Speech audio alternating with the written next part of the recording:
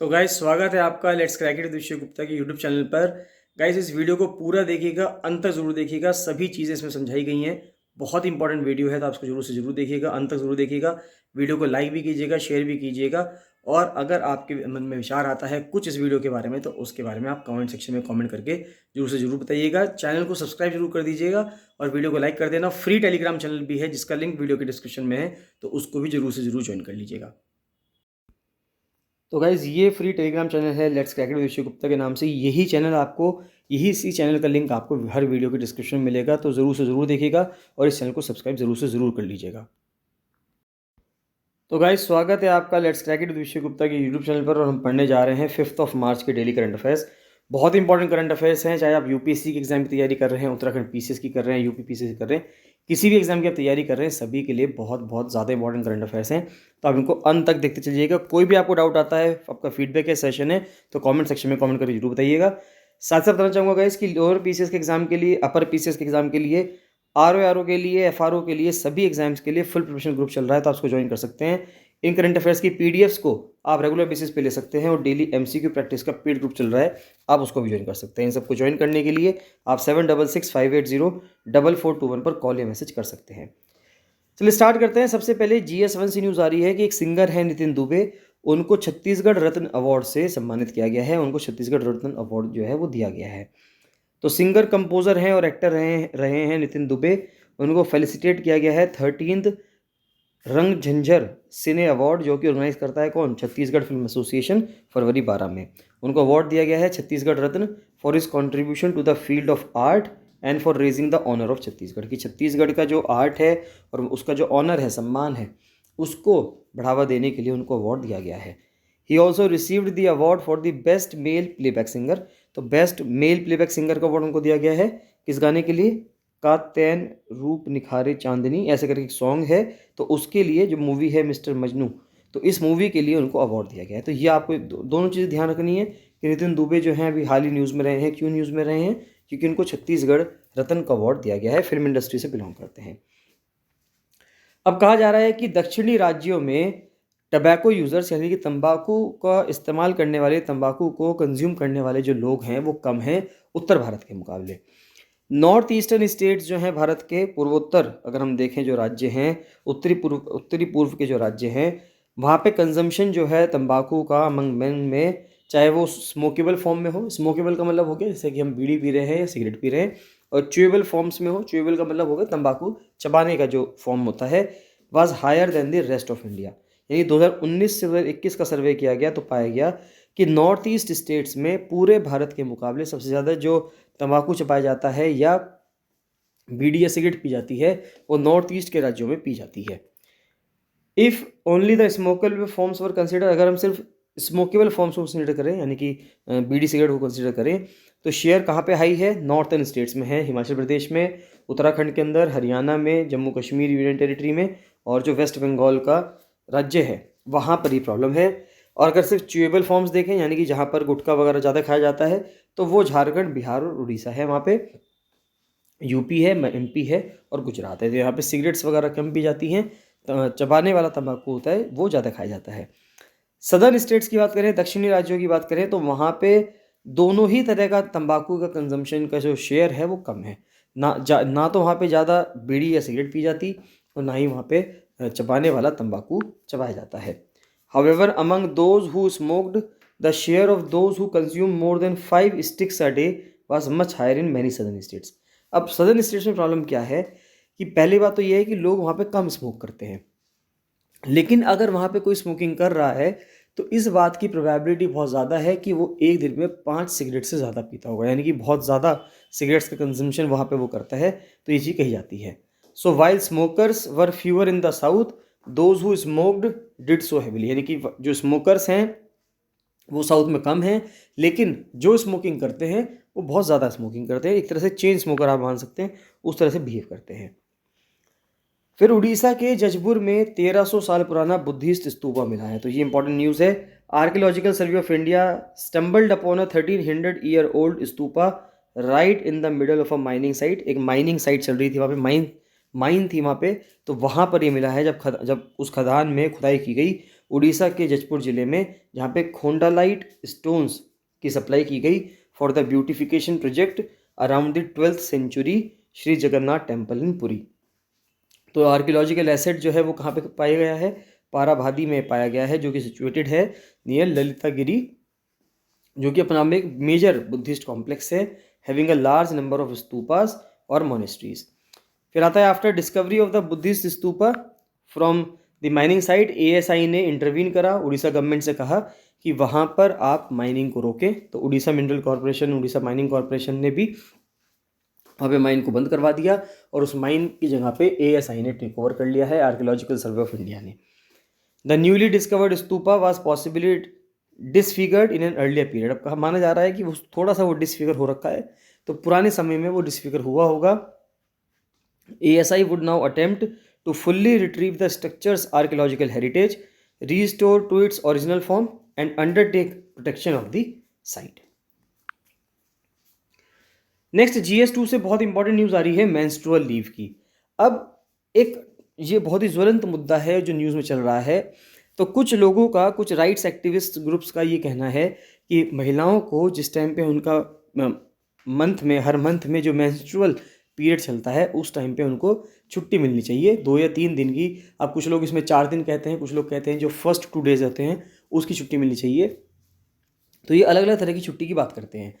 लेकिन यहाँ पर कुछ महिलाओं का ही ये कहना है कि अगर हम, जो एम्प्लॉयर है जो हमें एम्प्लॉयमेंट दे रहा है, अगर हम उसके ऊपर ये बंदिश लगाएंगे कि आपको महीने में, हर महीने 2 या 3 दिन की छुट्टियाँ देनी पड़ेंगी महिलाओं को, तो वो महिलाओं जो ऑलरेडी इंसेंटिवाइज हैं, यानी कि उनको एम्प्लॉयर कम रखना पसंद करते हैं, तो वहाँ पर एम्प्लॉयर जो हैं उनको नहीं रखेंगे, क्योंकि उनको पता है मेल्स को छुट्टी नहीं देनी पड़ेगी जबकि फीमेल एम्प्लॉयज़ को छुट्टियाँ देनी पड़ेंगी। तो स्पेन जो है पहला यूरोपियन कंट्री बन गया है जिसने पेड मेंस्ट्रुअल लीव दी है अपने वर्कर्स को। तो workers now have the right to 3 days of menstrual leave. तो 3 दिन जो होती है menstrual leave expendable to 5 days। तो एक महीने में 3 दिन से 5 दिन उनको छुट्टियाँ मिलेंगी। अब देखिए यहाँ पे क्या प्रॉब्लम होगी, एक महीने में मान के चलते हैं 30 दिन है, और अगर ये आपका जो मेंस्ट्रुअल लीव का जो वीक पड़ा ये पूरा वर्किंग डे पे पड़ गया, और सैटरडे संडे की 2 दिन की तो छुट्टियाँ होती ही हैं ज़्यादातर, और स्पेन जैसे देशों में तो होती हैं खासकर। तो अगर सैटरडे संडे की छुट्टी है तो एक महीने में 8 दिन की छुट्टियाँ तो ये हो गई, और 3 दिन से लेकर 5 दिन, यानी 5 दिन माने तो 8 और 5 13 दिन की छुट्टियाँ ऑलरेडी आप महीने में ले चुके हो। तो आपने महीने में सिर्फ 17 दिन ही काम किया है, यानी कि जो वर्किंग डे है आपका एक महीने के अंदर वो बहुत कम होते जा रहे हैं। तो ये भी एक एम्प्लॉयर को बहुत ज़्यादा सता रहा है। एशिया के अंदर अगर हम देखें तो जापान ने मेंस्ट्रुअल लीव जो है अपने लेबर लॉज के तहत 1947 में इंट्रोड्यूस किया था, जब ये आइडिया बहुत ज़्यादा पॉपुलर हुआ लेबर यूनियंस में 1920s में। एट प्रेजेंट अगर हम देखें तो under article 68 employers can not ask women who experience difficult periods to work during that time. तो आर्टिकल 68 के तहत ये जापान की बात कर रहे हैं, यहाँ पे बात नहीं कर रहे हैं। इंडोनेशिया ने भी पॉलिसी इंट्रोड्यूस करी थी 1948 में, जिसको 2003 में अमेंड किया गया, जिसमें ये कहा गया है कि वो वर्कर्स जो मेंस्ट्रुअल पेन को एक्सपीरियंस करते हैं तो उनको पहले 2 दिन, साइकिल के पहले 2 दिन छुट्टी ले सकते हैं, पहले 2 दिन उन्हें काम करने की ज़रूरत नहीं है। फिलीपींस में भी ऐसा ही है, workers are permitted 2 days of menstrual leave a month. फिर अफ्रीकन नेशंस में अगर हम देखें तो जाम्बिया ने 1 दिन की छुट्टी हर महीने निकाली है विदाउट नीडिंग अ रीज़न और a medical certificate, calling it a mother's day. तो जाम्बिया ने कहा है कि एक हर जो विमेन होगी, जो महिला होगी, वो 1 दिन की छुट्टी ले सकती है एक महीने में, और बिना रीज़न बताए, कि बिना ये बताए कि उनकी हेल्थ कंडीशंस क्या हैं या कोई भी उनके पास रीज़न उनको बताना नहीं होगा, 1 दिन की छुट्टी वो ले सकती हैं। अमंग स्टेट गवर्नमेंट्स बिहार और केरला ही भारत में सिर्फ ऐसे हैं जिन्होंने मेंस्ट्रुअल लीव जो है महिलाओं को दी है, मुहैया करवाई हैं। बिहार गवर्नमेंट जो जब हेड करते थे लालू प्रसाद यादव, उन्होंने सबसे पहले मेंस्ट्रुअल लीव पॉलिसी 1992 में लागू की थी, जिससे कि एम्प्लॉयज़ को 2 दिन का पेड मेंस्ट्रुअल लीव दी जाती थी हर महीने। और रिसेंटली अगर हम देखें तो रिसेंटली केरला के चीफ मिनिस्टर हैं पिनराई विजयन, उन्होंने भी अनाउंस किया था कि स्टेट का जो हायर एजुकेशन डिपार्टमेंट है वो अब मेंस्ट्रुअल और मैटरनिटी लीव्स देगा स्टूडेंट्स के लिए जो कि यूनिवर्सिटीज़ में हैं, जो कि डिपार्टमेंट के अंडर काम करते हैं। नेक्स्ट आता है अफ्रीका का जो फास्टेस्ट ग्रोइंग कंट्री है उसके बारे में पढ़ते हैं, वो की है नाइजर। तो जो नाइजर है वो अफ्रीका का माना जा रहा है फास्टेस्ट ग्रोइंग कंट्री है। तो niger is Africa's fastest growing country. अब बात ये आती है कि वहाँ पे 25 मिलियन मोर पीपल होने जा रहे हैं 30 सालों में। 25 मिलियन का मतलब हो गया 2.5 करोड़।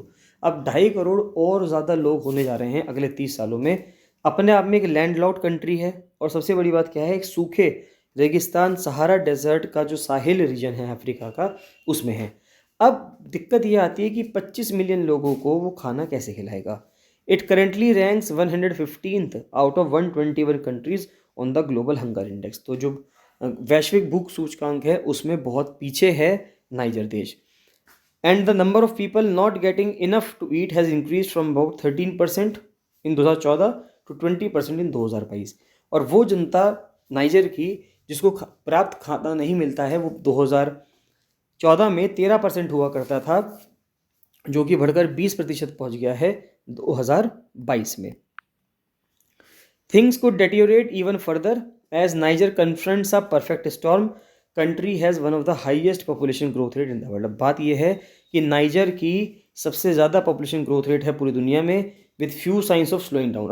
अब कोई साइन ऐसा नहीं दिख रहा हमें कि वहाँ पे जो पॉपुलेशन ग्रोथ है कम होगी। वहाँ पे इस टाइम पे ये कहा जा रहा है जैसे अफ्रीका के अंदर, अब जैसे एशिया के अंदर पॉपुलेशन ग्रोथ हुआ था, तो अब आने वाले समय में अफ्रीका दुनिया में सबसे तेज़ी से फास्टेस्टली वहाँ पे क्या होगा, वो पॉपुलेशन बढ़ने वाला एक कॉन्टिनेंट बन जाएगा।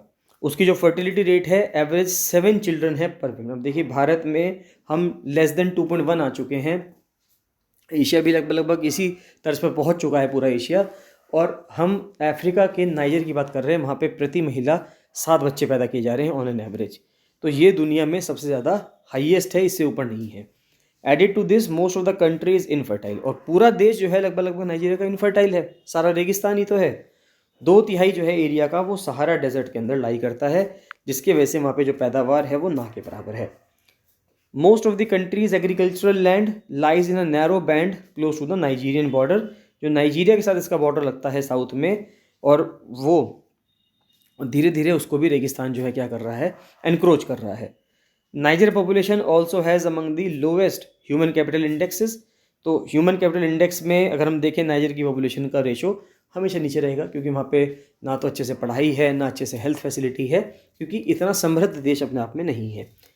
विच among other things mean people can not earn enough to afford to buy food. यानी लोग इतना कमा ही नहीं पाते हैं कि इससे कि वो खाना अफोर्ड कर पाएँ। This challenge is even greater given the recent shift in budgetary priorities away from social development and towards national security due to growing instability in the Sahel region. Niger is one of the regions most vulnerable to climate change. Important बात ये भी है कि जो जलवायु परिवर्तन हो रहा है, क्लाइमेट चेंज हो रहा है, तो नाइजर एक ऐसा क्षेत्र है जो कि सबसे ज़्यादा संवेदनशील है क्लाइमेट चेंज से। It has high exposure to heat and a low ability to adapt to changes in climate, जैसे कि increasingly unpredictable rainfall. This will negatively affect crop yields in a country जहाँ पे 1% से भी कम ज़मीन जो है वो क्या है, इरीगेटेड है। हम भारत की बात करते हैं कि भारत में अराउंड 20 to 30% ज़मीन ऐसी है जो इरीगेटेड है, वहाँ पे हम बात कर रहे हैं सिर्फ 1%, लेस देन 1% जो ज़मीन है वो इरीगेटेड है। नागालैंड और मेघालय में पोलिंग हुई थी, तो मेघालय और नागालैंड में 81% पोलिंग हुई थी। दोनों स्टेट जो हैं उसमें 60 मेंबर का हाउस है, यानी कि 60 MLAs हैं दोनों में, चाहे वो नागालैंड हो चाहे वो मेघालय हो। लेकिन जो इलेक्शन हुए थे वो 59 कॉन्स्टिट्यूंसी पे हुए थे, क्योंकि एक जो सीट थी वहाँ पे एक MLA को, जो कि बीजेपी की पार्टी के थे, उनको अनअपोज्ड कह दिया गया था कि निर्विरोध उनको चुन लिया गया था। इटालियन PM है मेलोनी, उनको चीफ गेस्ट रखा गया है 8वें रायसीना डायलॉग में। तो Italian prime minister Giorgia Meloni वो विजिट कर रही हैं, इंडिया में आई हैं 2 और 3 मार्च में अपने डेप्यूटी प्राइम मिनिस्टर के साथ और फॉरेन मिनिस्टर के साथ। तो ये मिनिस्ट्री ऑफ एक्सटर्नल अफेयर्स और ऑब्जर्वर रिसर्च फाउंडेशन के तहत ये जो इवेंट है रायसीना डायलॉग वो करवाया जाता है। तो miss Meloni will be the chief guest और की नोट स्पीकर रही हैं 8वें रायसीना डायलॉग में। ये पहला प्राइम मिनिस्टीरियल विजिट है इटली का पिछले 5 सालों में। नेक्स्ट आता है खुशबू, जो हैं जो कि अपना में एक्टर हैं, पॉलिटिशियन हैं, खुशबू सुंदर। उन्होंने नेशनल कमीशन फॉर वुमेन को ज्वाइन कर लिया, इतना आपको पता होना चाहिए। नेक्स्ट GS3 से अगर हम देखें तो डिज़ास्टर मैनेजमेंट से अगर हम न्यूज़ देखें तो हीट वेव्स के ऊपर बात आ रही है, क्योंकि जैसे जैसे गर्मी बढ़ रही थी, वो अलग बात है कि आजकल थोड़ा सा मौसम ठीक हो गया है, तो अभी वापस से अगर हम देखें तो कुछ टाइम बाद गर्मी बढ़ना शुरू हो जाएगी। तो हीट वेव की बात करते हैं कि हीट वेव क्या है। तो IMD के अकॉर्डिंग, इंडियन मेट्रोलॉजिकल डिपार्टमेंट के according, a region has a heat wave if its ambient temperature, यानी उसके अंदर का, उसके आसपास का जो टेम्परेचर है वो 4.5 से 6.4 डिग्री सेल्सियस तक उसके लॉन्ग टर्म एवरेज का, मान लीजिए लॉन्ग टर्म पे अगर हम उत्तराखंड की बात करें, उत्तराखंड में हरिद्वार की बात करें, तो हरिद्वार में मान लेते किसी जगह पे नॉर्मल टेम्परेचर 35 रहता हो लॉन्ग टर्म में, लेकिन अगर वो 35 की जगह 39.5 हो जाए, यानी कि 4.5 बढ़ जाए, या 41.4 तक पहुंच जाए, यानी 6.4 तक पहुंच जाए, तो मानेंगे कि नॉर्मल से वो इतना डिग्री सेल्सियस एक्स्ट्रा हो चुका है, तो इस वजह से वहाँ पे क्या हुआ है, वहाँ पे क्या हो रहा है, हीट वेव बह रही है। There is also a heat wave अगर हम मैक्सिमम टेम्परेचर माने कि 45 डिग्री सेल्सियस से पार कर जाए, अगर प्लेन क्षेत्र है तो वहाँ पे 45 डिग्री सेल्सियस से पार हो गया टेम्परेचर, और हिल्स पे 37 डिग्री सेल्सियस से अगर पार हो जाता है टेम्परेचर, तो ये माना जाता है अपने आप में कि वहाँ पर बिना इस चीज़ को कैलकुलेट करे हीट वेव वहाँ पर बह रही है। Heat waves are expected to become longer and more intense. अब देखा जा रहा है जैसे जैसे क्लाइमेट चेंज का असर दिखता जा रहा है, हम मान सकते हैं जो हीट वेव्स हैं वो लंबी भी होती चली जाएंगी, ज़्यादा भी होती चली जाएंगी, और बहुत जल्दी जल्दी भी आने लगेगी इंडियन सब कॉन्टिनेंट के ऊपर, भारतीय उपमहाद्वीप के ऊपर। 2022 में अगर हम देखें तो heat waves started early and were more numerous, और बहुत ज़्यादा भी आई हैं। They also extended further south into peninsular India. धीरे धीरे जो प्रायद्वीपीय भारत है, पेनिनसुलर इंडिया है, वहाँ पर भी वो एक्सटेंड करता जा रहा है due to a north south pressure pattern, जो कि लानीना की वजह से सेटअप किया गया था, जो ये एक वर्ल्ड अफेक्टिंग वेदर फिनोमिना है। अब लानीना से पूरा वर्ल्ड, पूरी दुनिया जो है प्रभावित होती है, जिसमें कि जो ठंडा पानी है वो ईस्ट वेस्ट जो होता है इक्वेटोरियल पैसिफिक ओशन, वहाँ पे फैल जाता है। हालांकि लानीना भारत के पर्सपेक्टिव से अच्छा है, क्योंकि लानीना के टाइम पे भारत में खूब बरसात होती है, वर्षा का मात्रा अच्छा रहती है। लेकिन अगर एल नीनो होता है तो उस टाइम पे भारत में सूखा पड़ता है, और बोलीविया, पेरू और ऐसे देशों में, चिले जैसे देशों में वहाँ पे बाढ़ जाती है, क्योंकि वहाँ पे पानी की बरसात बहुत होती है।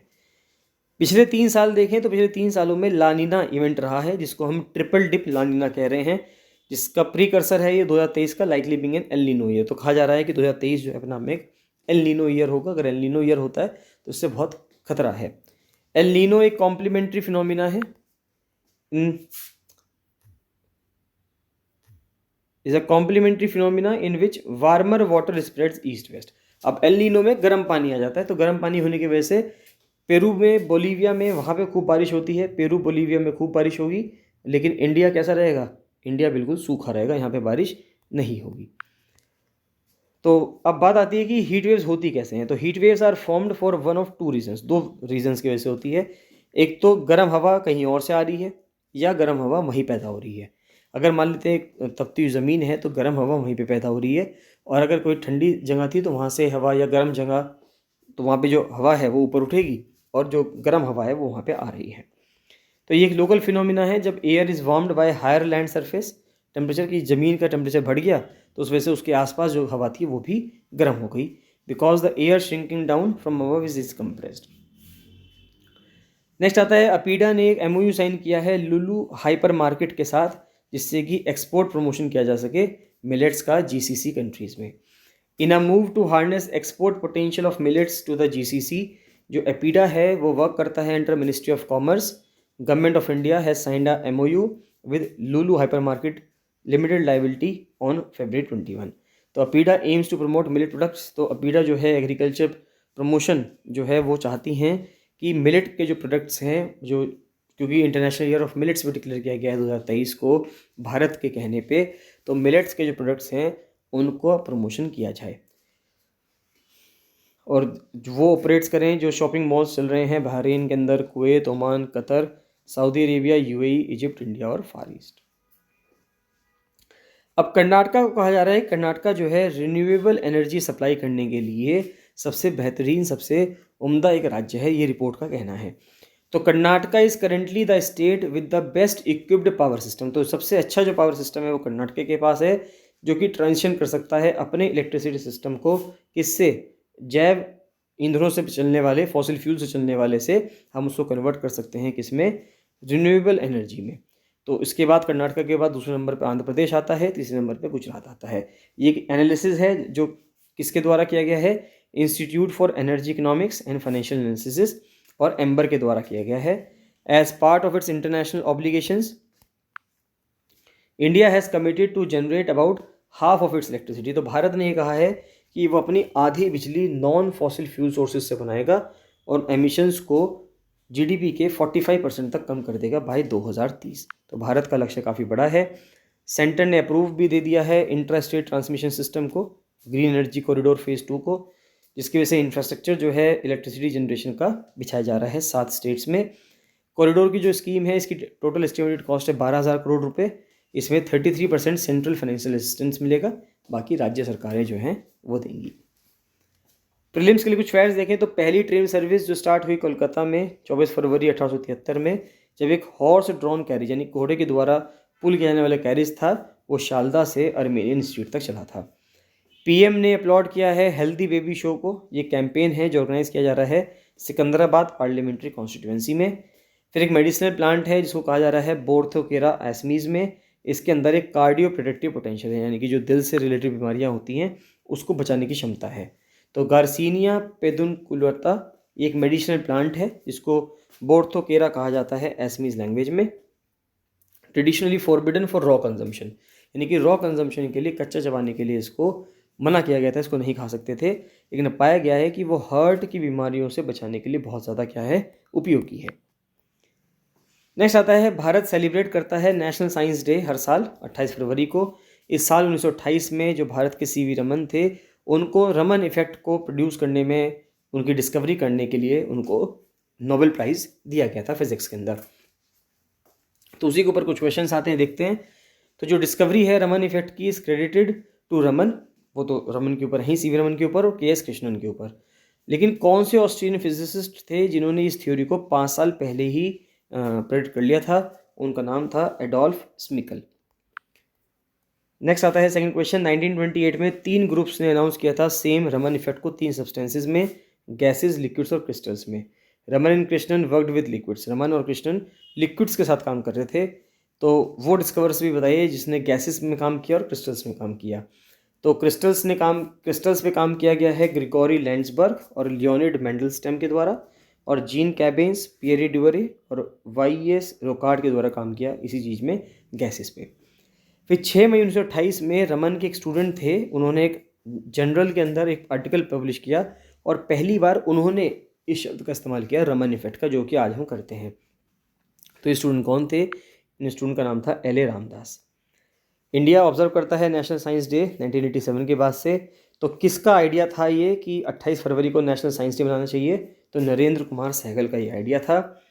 At the time of the effects discovery, Raman और कृष्णन जो हैं वो अपना काम कर रहे थे Indian association for the cultivation of science के तहत कलकत्ता में। तो उन बंगाली डॉक्टर का नाम बताइए और सोशल रिफॉर्मर का नाम बताइए जिन्होंने इसको फाउंड किया था 1876 में। उनका नाम है महेंद्र लाल सरकार। नेक्स्ट आता है this part time researcher at IACS named made in Raman's words, एक रिमार्केबल ऑब्जर्वेशन है जनवरी 1928 में, that inspired Raman and Krishnan to conduct some test that eventually revealed the Raman effect. तो वो पार्ट टाइम रिसर्चर कौन थे? वो थे एस वेंकटेश्वरन। यानी काफ़ी अच्छे क्वेश्चंस हैं, तो ऐसे इसको आप जरूर कर लीजिए क्वेश्चंस को कवर। और भी कोई क्वेश्चन आता है आपके माइंड में, डाउट है आपको, फीडबैक है, सेशन है, तो कमेंट सेक्शन में कमेंट करके जरूर बताइएगा। चलिए बाकी मिलते हैं नेक्स्ट वीडियो में। So thank you and bye bye.